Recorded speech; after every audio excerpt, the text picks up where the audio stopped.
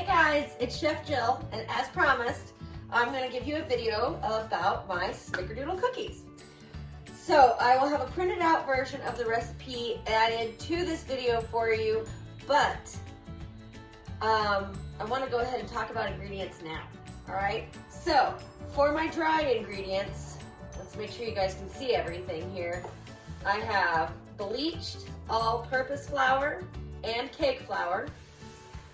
I have baking soda, baking powder, and regular table salt. I have, for my wet ingredients, eggs, Mexican vanilla, but if you have regular vanilla or even clear vanilla, that's totally fine. Shortening and butter, and then finally powdered sugar or confectioner sugar, as well as granulated sugar. All right, this is all you need to make fabulous Snickerdoodle cookies. Actually, that's not true. You need one more thing. Two more things. I have a secret ingredient, and I jokingly actually labeled it secret ingredient because people would always ask me, and then when I wouldn't divulge the secret ingredient, people were like, oh, it must be something crazy good. No. Are you ready? Are you ready for this? Instant vanilla pudding mix. I read this great cookbook years ago, and I'm gonna have to look her up to see whose credit I need to give this to, because I cannot remember the lady's name. I know Linda was her first name, but I can't think of what her last name was. Anyway, long story short, she wrote this great cookbook all about cookies, and she has a whole chapter dedicated to dreams, cookie dreams, and those are made with pudding mix. So I usually have a bunch of pudding mix on hand, and they actually sell it in a fairly large container now that you can, so you don't have to buy the individual boxes. But there are only a few cookies that I use this with, and the Snickerdoodles are one, and I will not substitute this for anything else. I just will not do it because I love what it does for these cookies, okay? So some instant, has to be instant, pudding mix. And then finally, cinnamon and sugar. That's it. Cinnamon and sugar is what we're going to toss it all in, and we'll talk about that later. So let's go ahead and get into making these cookies. I'm going to make myself a little space here so that you guys can see me. I actually already have my shortening in the bowl of my standing mixer here. Say hello to Ruby. Hey, Ruby. Yes, it's because she's red, and yes, it's because I live in Kansas. Ruby red slippers, all right? Don't want to mix up my wet and dry ingredients. So I've got some really nice, good butter here, and the only reason I have it right now is because it was on sale. I love good quality butter, but I also know that it can be very expensive. So I will not harbor any resentment towards you for using butter that's a little cheaper. Just don't use margarine, okay? Look at me. Don't use margarine. Okay, thank you. It just does not do your baked goods justice. I don't care what the box says about design for baking. No, it's margarine, which is just hydrogenated oil, okay? You need the creaminess, you need the butter fat, you need all of that in there. So I'm gonna stick the equivalent of 1 stick of butter, obviously very, very soft. It's been out for a couple of hours at room temperature, so it's really nice and soft. And I need 8 ounces or 1 stick. All right, save the rest of this, because that's good stuff. Okay, so I have butter and sugar. So you guys ready? Half a cup or 8 ounces or 1 stick of softened, unsalted butter. Unsalted, very important. And half a cup of shortening, okay? Not the butter flavor, just the white kind. Any brand will do. Then I need a half a cup of powdered sugar, okay? And for this one, I'm simply going to take my half a cup measure and go into my powdered sugar, then kind of press it against the side, pull it up so it comes out nice and flat, okay? That's a nice compact. I'm not trying to pack it in there like brown sugar or anything, but It's a nice healthy 1/2 cup of powdered sugar, and that's the way I like it, okay? Then I have regular granulated sugar or white sugar. And same thing, I'm just gonna go in here, but instead of pressing it, I'm just gonna shake it off to a nice even 1/2 cup, okay? So far what I have in here, guys, 1/2 cup of softened unsalted butter, 1/2 cup of white shortening, 1/2 cup of confectioner's or powdered sugar, and 1/2 cup of white granulated sugar. You start to see a pattern here? I hope so. Okay.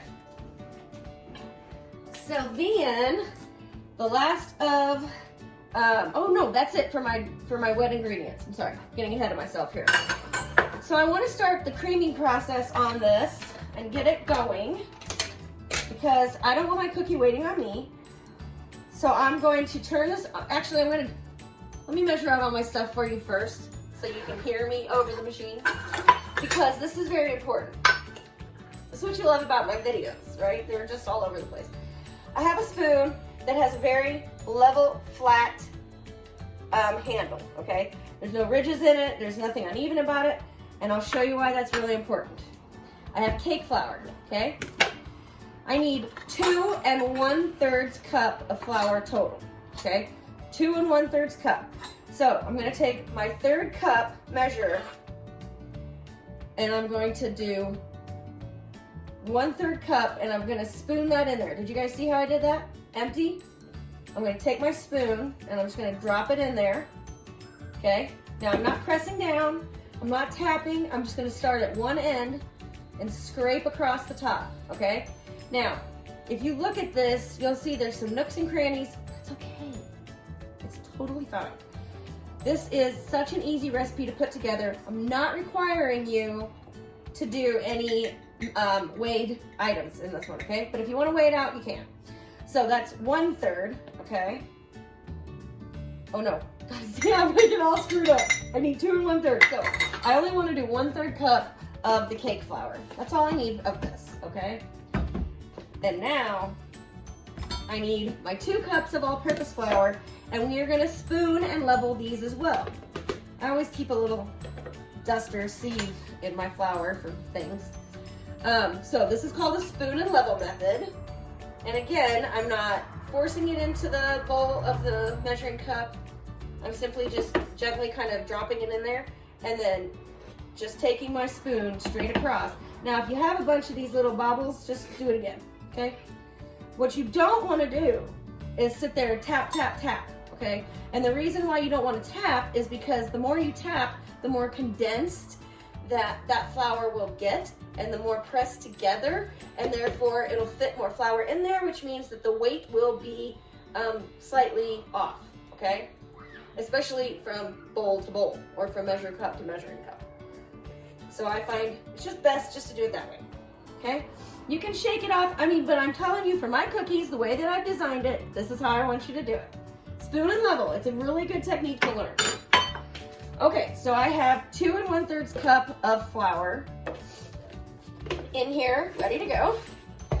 And now, I need my secret ingredient, and I need 1/2 cup of that, okay?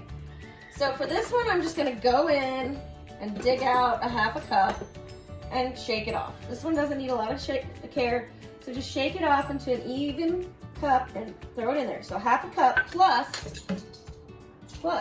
1 tablespoon. It's the equivalent, guys, of 1 package.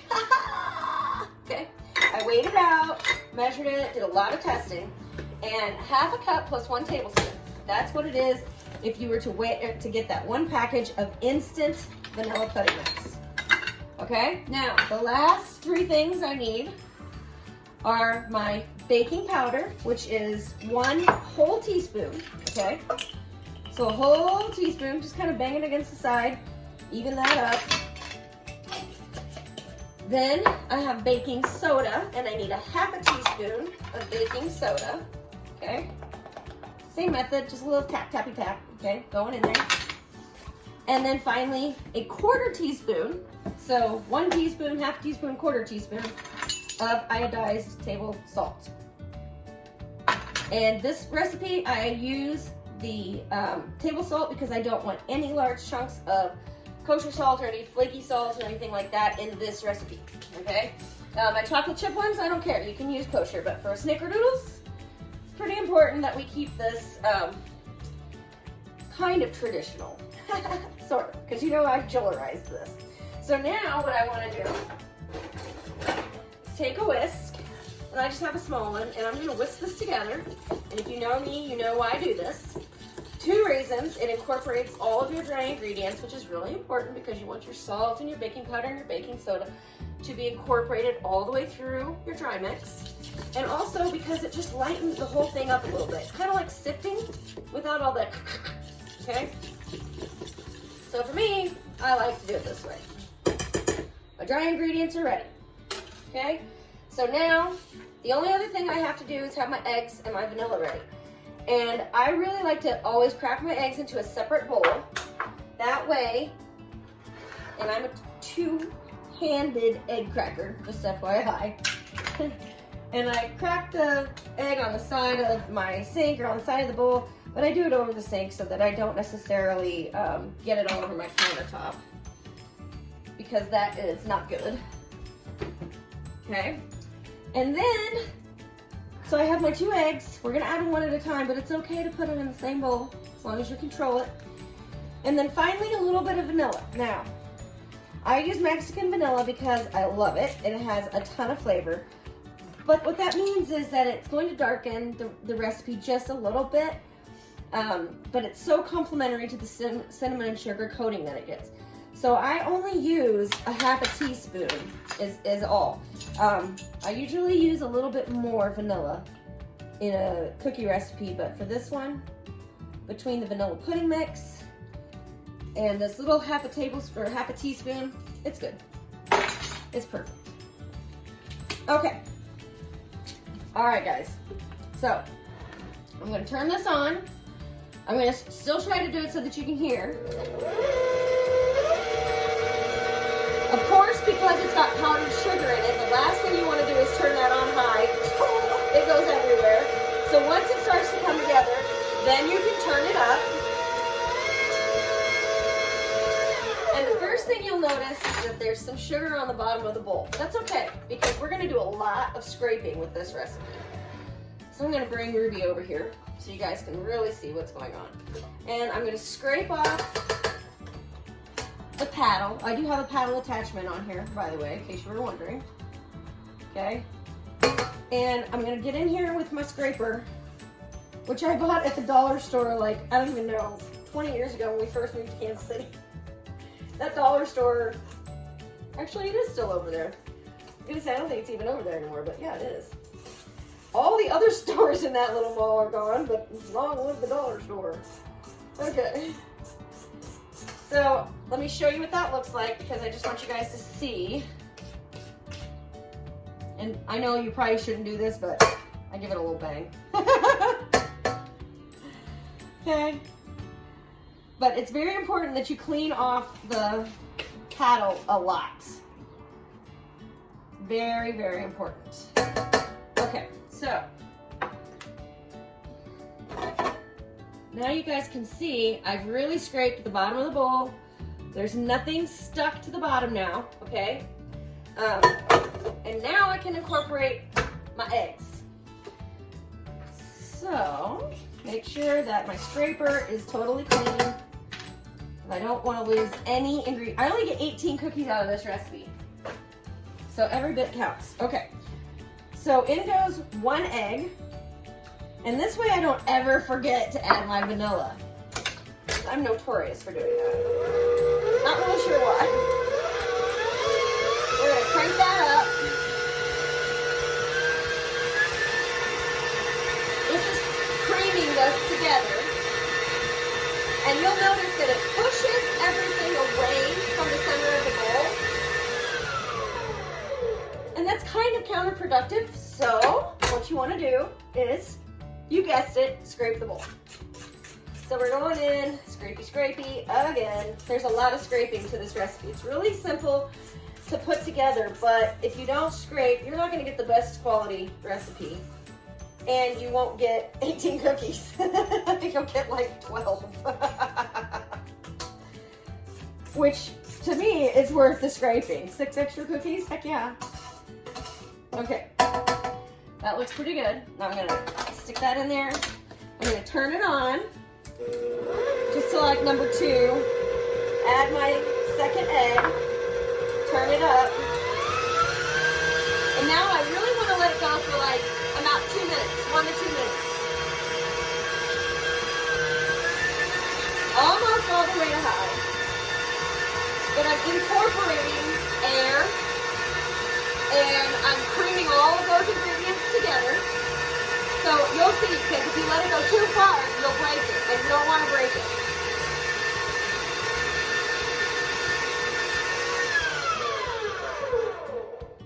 Okay, I think that looks pretty good. And you know, 1 to 2 minutes, it's just always a crapshoot. You never know what it's going to take.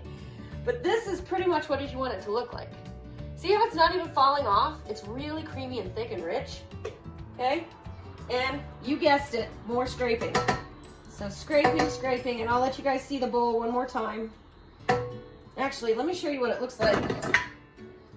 Okay, see? Beautiful. All right.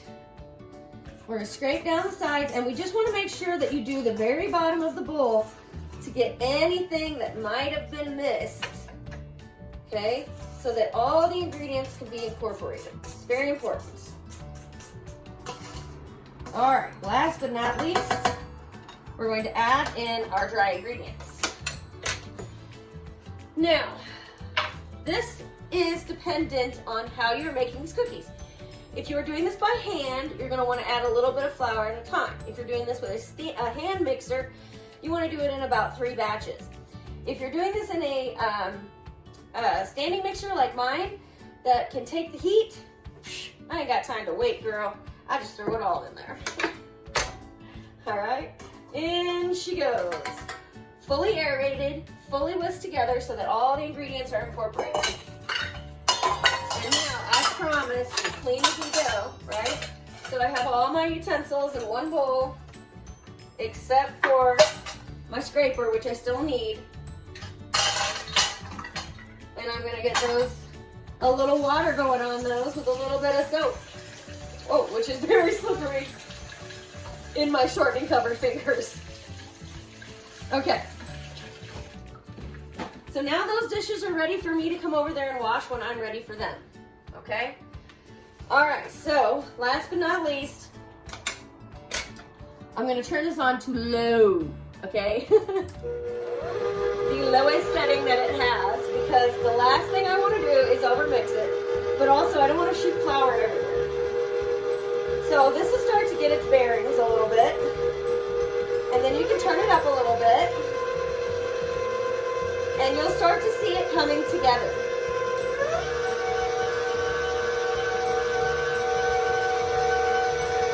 And done. Now, the reason why I'm stopping, and I'm going to come get my because if I try to show this to you, it's gonna fall out.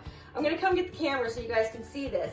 And you'll go, but Jill, that's not 100% incorporated yet. I know, because we're gonna do just a little bit of work by hand. All right, so let me show you here. Now this is always tough because I can't flip the camera during a video. But you guys can see there's still a little bit of flour that's, oh God, this is where I get all screwed up. There we go. There's just a little bit of flour that's still unincorporated, okay? And like I said, that's totally cool and great because I want to make sure that it does not get overmixed. Okay, last thing. Oh yeah, more scraping. All right, so we're gonna finish scraping this little guy and then we're basically done with the dough. And we're not gonna touch this guy again until we're ready to form the cookies. Doesn't need to be refrigerated or chilled or anything, okay guys? That's the stability of that powdered milk that's in the pudding mix that helps to kind of work this dough so that it doesn't fall apart like a regular sugar cookie dough. So I'm going to scrape the bowl, make sure I get all the dry ingredients incorporated. And I'm just going to use my scraper to kind of press it together a little bit here and there, just to make sure that everything is 100, but I'm not beating it to death with my paddle, okay? Because I definitely don't want to do that. All right, so that looks pretty good. And now I have a cohesive, fabulous, oh, that's so yummy. Let me wash my hands. And you guys know my rule. When you have time to wash your hands, you have time to wash your dish. And I have a plan for that bowl. So, I'm gonna go ahead and wash that bowl while I'm over here.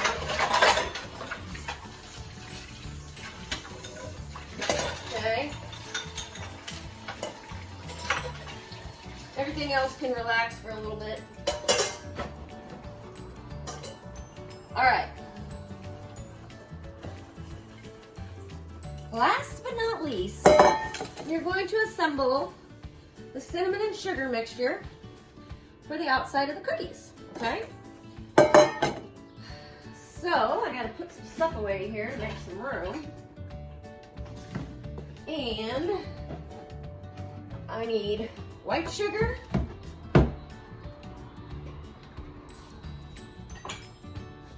I need turbinado sugar, and I need cinnamon, which, I am almost out of my really good, expensive Vietnamese cinnamon. So we'll hang on to that one because guess what? For these, just regular ground cinnamon work just fine. And then I also need one more thing over here. I need 2 cookie sheets.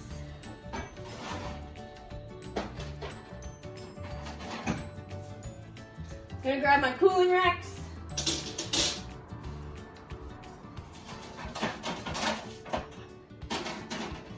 And I have 2 cookie sheets lined with parchment paper. Okay. And I've already used that parchment once, so I'm just gonna flip it over. That's the great thing about parchment paper. So I have a clean side. Ha! Isn't that great? Absolutely. Okay. Parchment paper for cookies is a requirement in my kitchen. That way they don't get too brown on the bottom and they don't come off, they can come off easily and you don't have to do any kind of greasing at all. Now, 1/4 cup. Okay, we're gonna go 1/4 cup of white sugar, 1/4 cup of turbinado sugar. Okay, so you have 1/2 cup total. All right, and your cinnamon, of which you need about 2 teaspoons.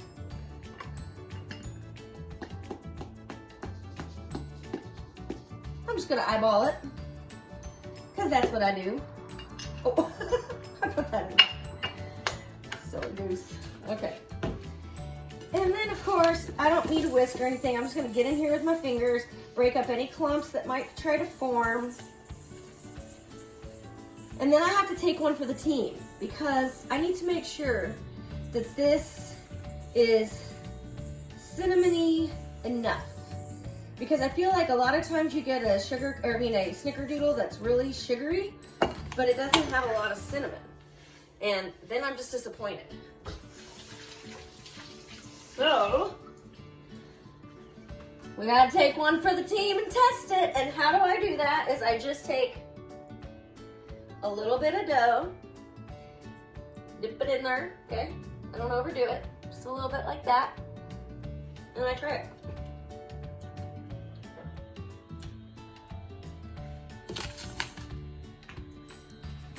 And I personally think it needs just a little bit more cinnamon. Just a little bit. Okay, stir that up.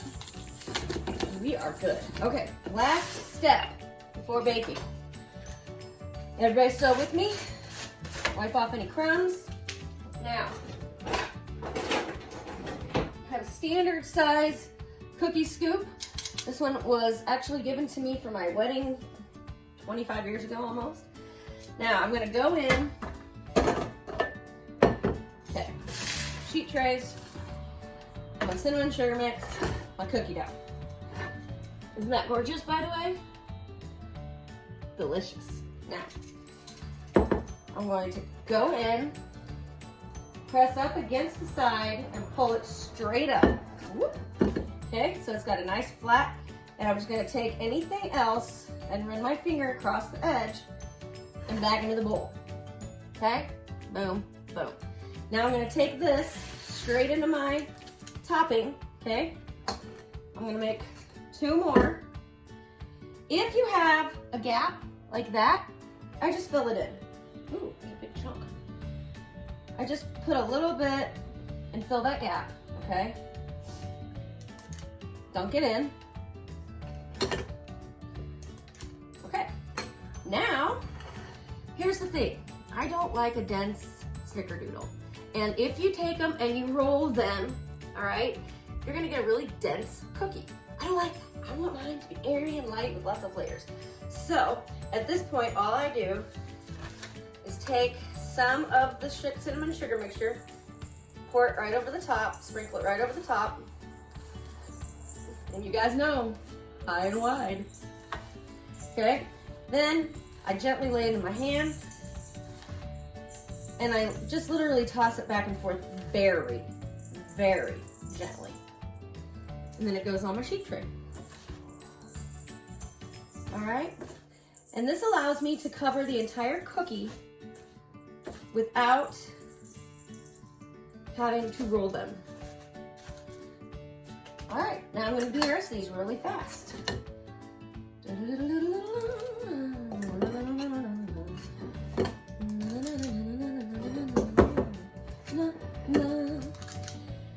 Now, if you want to eliminate the cinnamon and sugar part off of these cookies, you certainly can. And then you can just bake them plain and then frost them, and they're like loft house cookies, okay? Except probably better. So, back and forth, okay? Everything gets a nice coating. Happy little cookies. But you see they maintain their shape. That's the really important part. Because that means that the oven is gonna do the work of leveling these out, not me. Okay?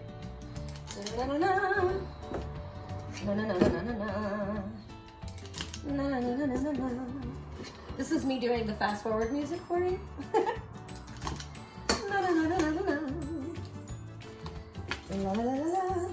Okay, we're almost done with this tray because I'm going to only put 9 on each tray, and I'm going to show you how I do that. Because I'm actually going to change the way I have them on the tray at the moment. Tossing, tossing. La la la la la. One, now I can't remember, there we go. 1, 2, 3, 4, 5, 6. Was that hard to watch? Me doing math? Sometimes it is hard to watch. Okay, 9 on a tray.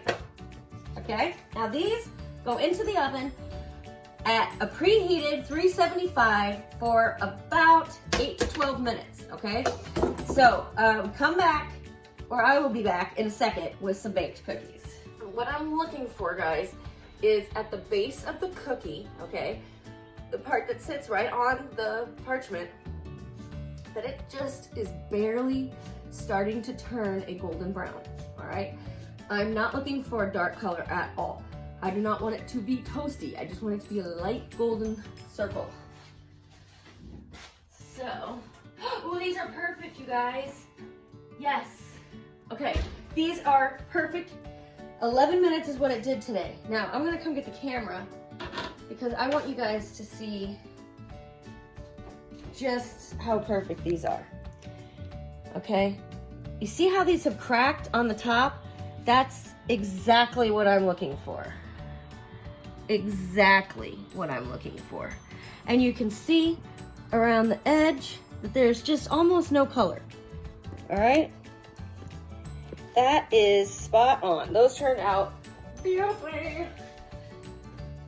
So now that these are, I'm gonna leave these to cool on the tray for 5 minutes. The second tray, I've given the oven about, 30, 45 seconds to come back to temperature. Now I'm gonna go ahead and put these in. See? That's my 1 minute reminder. So now I'm gonna set my timer. This time I'm gonna set it at 10 minutes. I'm gonna repeat that. This time I'm gonna set the timer for 10 minutes. You may or may not notice when you bake cookies that the second batch almost always comes out darker than the first batch. Do you guys know why? Okay, I'm gonna tell you. It's because you opened the door. So when you took the cookies out, the first ones, which by the way, I forgot to tell you, bake these one tray at a time. Seriously, don't try to put 2 trays in the oven at a time. They do not bake evenly. My testing over the last 10 years, 1 tray at a time. Please, respect the cookie. Anyway, when you open the oven door to get the cookies out, it lets all the heat out, which means the temperature's gonna drop. So then you have to give it a few seconds to come back to temperature. Well, now it's worked itself up, right? So now it's at the peak or the top of your temperature gauge for where it's supposed to be sitting. I wanted it 375. It could even be as much as 377, 380 at this point, because it had to come back to temperature and it did it rapidly. So that's why on the second batch, I always go 1 minute less. Even if I have to keep it in there until 11 minutes, who cares? I'm gonna check them early so that they turn out just like this. I don't want the second batch to be any darker, all right? So after 5 minutes, which luckily my timer will tell me, I will transfer these from the sheet directly to the cooling rack to finish cooling, all right?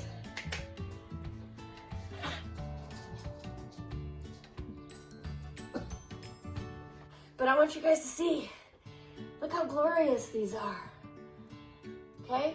Evenly baked all the way around, okay? So good. Full of cinnamon and sugar flavor. And because we use that Mexican vanilla, it even has extra flavor infused in it because Mexican vanilla has a little bit of cinnamon in there. Did you guys know that? All right, that's my 30-second reminder. So there you go. These look fabulous. They look exactly the same. Let's get your opinions. Huh? Right? Pretty good. Here's the original. That's the first batch. There's the second batch.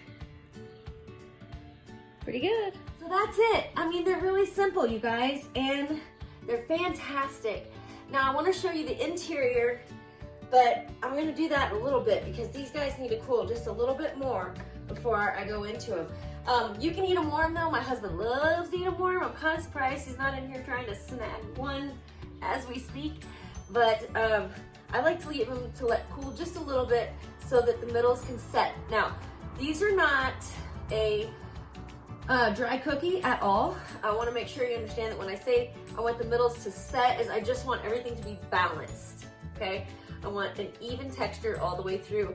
And the only way to achieve that is to let them cool, because if you do them when they're hot, obviously the middles are gonna be much softer than the outside. So give it like 5 or 10 minutes, and then I'll show you guys an interior picture. But in the meantime, thank you so much for watching. And again, the recipe is attached to this video so that you guys can make these at home. And as always, please take a picture of your finished cookies or of someone enjoying your finished cookies and send them to me. Post them right here in the comments section of this video if you want to. But get it done, guys. I want to see all these fantastic creations that you're making, all right? It keeps me inspired as well. So have a great night, everybody. Enjoy making these cookies. Stay safe, stay home, inside, and stay hungry.